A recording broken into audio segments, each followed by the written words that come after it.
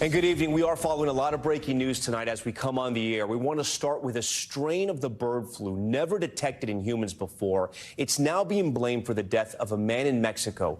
Here's what we know right now. A 59-year-old man died back on April 24th. The World Health Organization says he died after contracting the H5N2 strain of the virus. But they aren't exactly sure because he had no previous exposure to poultry or to other animals. They're not sure how he got it. His death came a week after developing a fever, shortness of breath, diarrhea, and nausea. The organization adding he did suffer from underlying health issues. The announcement comes as an outbreak of a different and more common strain of the bird flu was detected in a number of dairy cows in the U.S. There have also been at least 3 human cases tied to the H5N1 strain right here in the U.S., all connected to farm workers.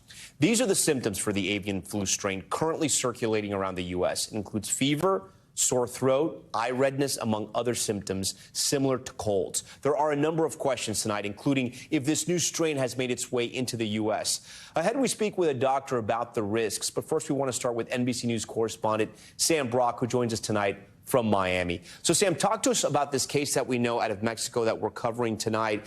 You know, the weird thing is that he was not in any contact with any livestock or poultry, so they're not sure how he got it. Do we know if he was in contact with lots of other people?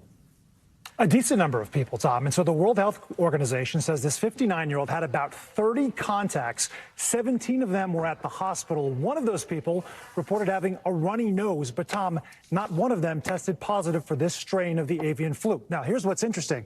There were 12 other contacts near that man's house.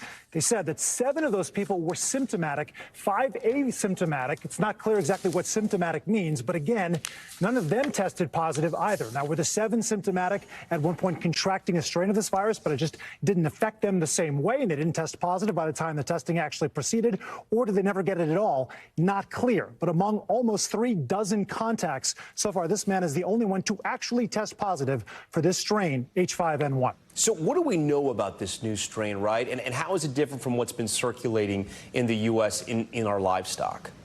Sure, and I should say, sorry, H5N2 is the version in Mexico. Right. H5N1 is the version in the United States. As for H5N1, it had been running rampant, as you said, through cattle. It had led to positive cases of 3 people, at least, in the United States have contracted it. None of them died, but it was also obviously poultry before it was cattle in the U.S. When it comes to Mexico, so far, the only cases have been in poultry. And again, as you mentioned, Tom, this had not been detected in a single human anywhere in the world until now. It's the only case, and he has died. But there is a backstory to this. That 59-year-old man, according to his relatives, Tom, was bedridden for some 3 weeks with other conditions, right, unrelated to the acute symptoms he experienced from H5N2, but then also had underlying medical conditions and then reports these symptoms. So is this a function of his medical health, or is it a function of the strain itself? That's what scientists right now are trying to determine. And the weird thing is, if he's been bedridden for all those weeks, how did this guy get it? I'm sure we'll learn more in the weeks ahead. We hope to learn more. Sam, we thank you for handling that breaking news.